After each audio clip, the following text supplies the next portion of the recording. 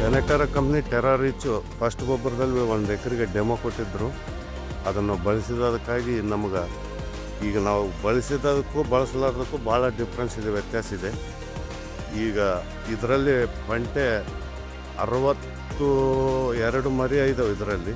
ಅದು ಬಳಸಲಾರ್ದಲ್ಲಿ 41 ಮರಿ ಇದ್ದಾವೆ. ಬೇರು ಜಾಸ್ತಿ ಬರುತ್ತೆ ರೀ, ಕಾಂಡಗಳು ಬೇಸ್ ಇದ್ದಾವೆ, ಕಾಂಡ ಇದರಲ್ಲಿ ಜಾಸ್ತಿ ಇದ್ದಾವೆ. ಅದಕ್ಕಿಂತ ಹಾಕ್ಲಾರ್ದಕ್ಕಿಂತ ಇದೊಂದು 5-6 ಚೀಲ ಹೆಚ್ಚಿಗೆ ಬರ್ಬೋದು ರೀ ಇಳುವರಿ. ಈಗ ಭಾಳ ಚೆನ್ನಾಗಿದೆ ಇದು ಬೆಳೆ. ಅದ್ರ ಸಲುವಾಗಿ ಇದನ್ನು ಬಳಸ್ಬೋದು ಅಂತ ರೈತರು ಎಲ್ಲರಿಗೂ ನಾವು ಹೇಳಕತ್ತೀವಿ.